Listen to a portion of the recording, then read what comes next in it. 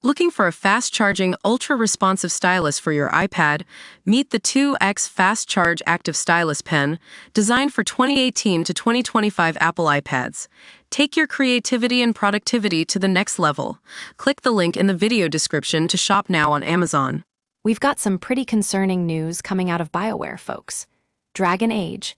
The Veilguard's live service flip-flops have left fans and insiders alike scratching their heads, and a new report by Jason Schreier at Bloomberg has dug deep into what went wrong. PC Gaming Pulse is here to break it down. It all started back in 2017 when EA told BioWare to shift Dragon Age, the Veilguard, from its original RPG roots to a live service game. And we know how that worked out with Anthem, but apparently the studio was eager to please and went along with it anyway. But what really took the cake was the sudden departure of veterans Mike Laidlaw, Casey Huston, and Mark Dara in 2020. Instead of scrapping the project from scratch, the team was told to rework the Veilguard on the fly in a window of just over a year and a half. That's a pretty tight deadline, folks, especially when you consider that some of the changes they made were based on early build feedback from testers. And if that wasn't enough, the game's multiplayer angle was also tweaked at the last minute. Now, we've all been there where our favorite team or game seems to be going through a rough patch. But this is BioWare we're talking about, one of the most iconic RPG developers in the industry.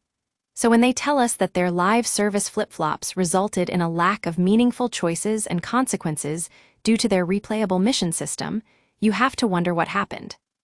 It's been reported that Mass Effect devs were brought on board to help finish the Veilguard, but things got messy. It seems that some parts of the game were overhauled, including the finale, which actually received some positive feedback from players. However, the changes also apparently pissed off leadership within BioWare, who had been told there was no budget for such things.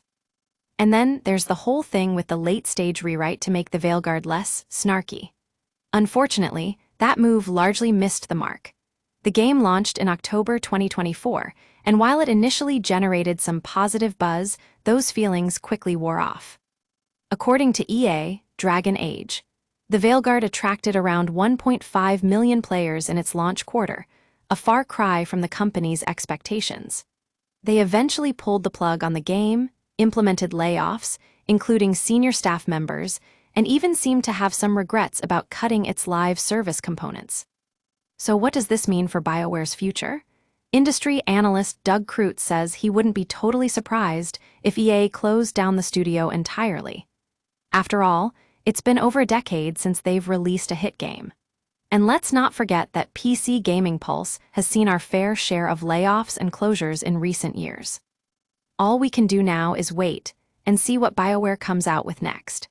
With the future of Mass Effect hanging in the balance, we can only hope that the studio finds its footing again and delivers something truly special to fans around the world.